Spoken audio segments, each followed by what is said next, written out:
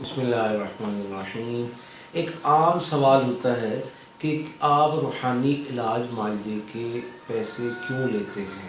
یہ ایک اہم سوال ہے کہ جب ہم قرآن پاک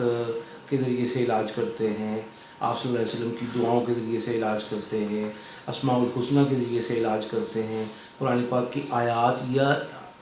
صورتیں پڑھنے کے لیے دیتے ہیں، تو پھر قرآن کو اس کے پیسے کیوں چارج کرتے ہیں؟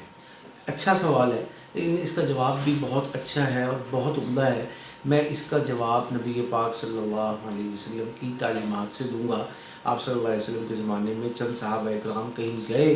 راستے میں بھوک لگی، لوگوں نے کھانا دینے سے انکار کر دیا۔ اب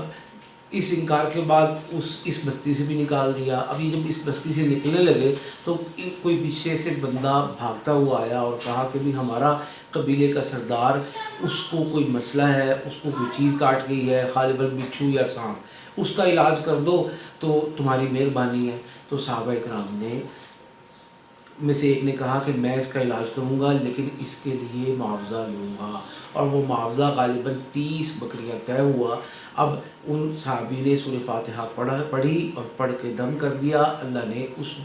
فرد کو، اس بندے کو شفا نصیب فرما دی، وہ تکلیف سے بچ گیا،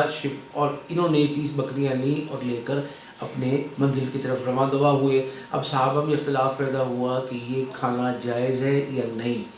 کچھ صحابہ اکرام نے ان بکریوں میں کو کھا لیا پکا کے، اور کچھ بھوکے رہے، اور مدینہ منورہ تک آپ صلی اللہ علیہ وسلم کی بارگاہ میں پہنچنے تک کچھ نہیں کھایا گیا، اور جا کر عرض کیا کہ یا رسول اللہ اس طرح واقعہ پیش آیا اور یہ 30 بکریاں ملی۔ تو آپ صلی اللہ علیہ وسلم نے ارشاد فرمایا کہ یہ ٹھیک ہے معاوضہ، اور اس میں میرا حصہ بھی لگاؤ۔ تو معلوم ہوا کہ قرآن پاک کا کوئی دم کرے، کوئی روحانی علاج کرے، اس کی اجرت لینا نبی پاک صلی اللہ علیہ وسلم کی سنت ہے، صحابہ اکرام کی سنت ہے۔ اب دوسری طرف چلتے ہیں، اس بات کا دوسرا رخ دیکھتے ہیں۔ ہر قاری صاحب مسجد میں نماز پڑھانے کے پیسے لے رہے ہیں، ہر قاری صاحب خطبے کے پیسے لے رہے ہیں، ہر قاری صاحب مسجد میں نماز کے بعد قرآن پاک کی قاعدے کی تعلیم کے پیسے لے رہے ہیں۔ اگر قرآن کو فروخت کرنے کی کوئی شکل ہو تو اس سے بڑی شکل نہیں ہو سکتی کہ نماز کے پیسے، خطبے کے پیسے، جمعے کے پیسے، اور قرآن پاک کی اس تعلیم کے پیسے جو بچوں کو قیامت تک دی جاتی رہے گی۔ یعنی ایک طرف اللہ نے قرآن پاک کو قیامت تک باقی رکھنے کا اور زیر زبر کے فرق سے پاک رکھنے کا وعدہ فرمایا، اور ہم اس میں پیسے کمائیں۔ میں اس کو ناجائز نہیں کہتا، میں اس کو حرام نہیں کہتا، میں یہ صاف کہتا ہوں کہ یہ سب چیزیں جائز ہیں۔ اگر اردو بازار میں قرآن پاک کے الفاظ بکے، صفحات بکے، جلدیں بکیں، اور ہم اس کو جائز کہیں اور سارا جہان اس کو جائز کہے، تو بتائیے کسی شخص کو قرآن سے شفا ملے اور کسی شخص کو اللہ پاک کرم فرما کر روحانی مسائل سے نجات دے دے، اس کا روزگار لگ جائے، اس کی صحت ہو جائے، اس کی میاں بیوی کی ناچاکی ختم ہو جائے، اس کی بیٹی کی شادی ہو جائے، اس کی یا اس کی بیٹے کی اولاد ہو جائے، اس میں کس قسم کی اور کون سی قرآن فروشی ہے مجھے نہیں پتا۔ جبکہ یہ بات پکی ہے کہ نبی پاک صلی اللہ علیہ وسلم نے یا صحابہ میں سے کسی نے قرآن کی تعلیم کے پیسے نہیں لیے، کسی نے خطبے کے پیسے نہیں لیے، کسی نے قرآن پاک کی آیات کو سکھانے کے پیسے نہیں لیے، یہ سب کچھ اپنی جیب سے کیا۔ جب کہ علاج کی بات آئی تو اس کے لیے نہ صرف پیسے لیے، اور پیسوں کا حساب اگر آج کے دن 2020 میں لگائیں تو اگر 30 بکریاں تھیں اور اچھی اور عمدہ اور صحت مند بکری اگر آج کی لگائیں تو 20,000 کی ایک ہو تو 6 لاکھ روپے بنتے ہیں اندازاً، تقریباً، تخمیناً۔ تو مجھے بتائیے کہ صحابہ تو ایک دم کے 6 لاکھ روپے لیں اور ہم پورا علاج کریں، آپ کے دشمن سے دشمنی مول لیں، ان جنات کے مقابلے میں کھڑے ہو کر ان کو شکست دینے کے لیے اپنا گھر بار، اپنی فیملی، اپنی نجی زندگی، اپنی رات کی نیند اور سکون داؤ پر لگائیں، اور آپ کہیں کہ یہ قرآن فروشی ہے، تو میرا بھائی اس دم کو، اس روحانی علاج کو قرآن فروشی کہنا غلط ہے۔ یہ نبی پاک صلی اللہ علیہ وسلم اور آپ صلی اللہ علیہ وسلم کے صحابہ پر واضح اور صریحاً اعتراض ہے۔ جبکہ جو مسجد میں ہو رہا ہے، جو آن لائن ہو رہا ہے، جو خطبہ دیا جا رہا ہے، جو آپ کے بچے قرآن پاک پڑھتے ہیں، یہ سارا کا سارا اگر قرآن فروشی کی بات ہے تو اردو بازار میں ہو رہا ہے۔ یہ اگر قرآن فروشی کی بات ہے تو بک سینٹرز پہ ہو رہا ہے، قرآن فروشی کی بات ہے تو ہر گلی محلے میں رمضان کے مہینے میں 4 6 8 قرآن پاک کے نسخہ جات خرید کر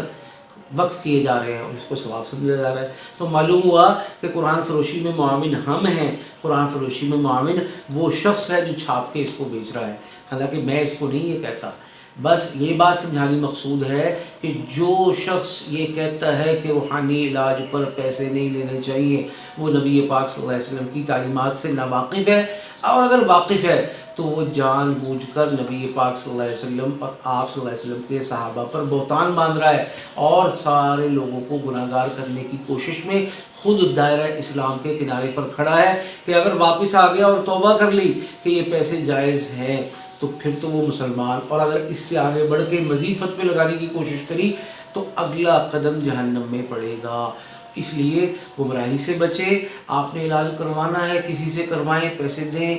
نہ دیں، لیکن اگر نہیں ہے دینے کو اور نہیں دینا چاہتے اور آپ نہیں چاہتے شفا یابی اور نہیں چاہتے کامیابی تو بھائی آپ کو کون کہتا ہے ضرور پیسے خرچو، جبکہ حقیقت میں یہ ہے کہ اگر آپ ایک سورت پڑھ رہے ہیں، مثال کے طور پر سورہ مزمل 6 سال سے، اگر تو ثواب کی نیت سے پڑھ رہے ہیں تو ہر حرف پر 10 نیکی آپ کو مل رہی ہے، اس سے تو پریشان نہ ہوں، یہ ملے گی ہی ملے گی۔ لیکن اگر آپ اس سے روزگار تلاش کر رہے ہیں، اس سے اپنی یا بیٹی کی یا بہن کی شادی کروانا چاہ رہے ہیں اور اس کی رکاوٹیں دور کروانا چاہ رہے ہیں تو بھائی قرآن پاک کی کس آیت میں لکھا ہے کہ سورہ مزمل پڑھیں گے تو یہ کام ہوگا؟ کس حدیث پاک میں لکھا ہے کہ سورہ مزمل پڑھو گے تو یہ کام ہوگا؟ معلوم ہوا کہ قرآن پڑھنے کی آڑ میں آپ کے سامنے کوئی مقصد مد نظر ہے جس کے حصول کے لیے آپ کوشش کر رہے ہیں۔ اب اگر کسی عامل سے آپ بات کریں تو وہ سورہ مزمل کے الفاظ نہیں بلکہ اس کے پیچھے جو طاقت ہے، اس کے پیچھے جو نیٹ ورک ہے، اس کے پیچھے جو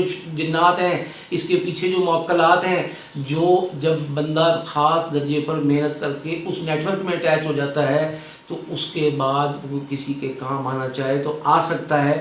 وہ اگر آپ لیں گے تو آپ کو اس کی محنت کا معاوضہ ادا کرنا چاہیے، یہ حقیقت ہے۔ جیسے یونیورسٹی میں جاتے ہیں، آپ ان سے کہتے ہیں کہ ہمیں فلاں کورس کرنا ہے، وہ کہتے ہیں جی اتنے پیسے اتنے سیمیسٹرز، تو اگر آپ کو کوئی یہ کہے کہ سورہ مزمل کا یہ عمل ہے، یہ فوائد ہے، اتنے دنوں میں حاصل ہوگا اور اس کے اتنے پیسے لوں گا، تو بھائی یہ کسی صورت بھی ناجائز اور حرام نہیں ہے۔ اس کو ناجائز اور حرام کہنے والے اپنی آخرت کی، اپنی قبر کی، اپنے حشر کی، اپنے پلسرات کی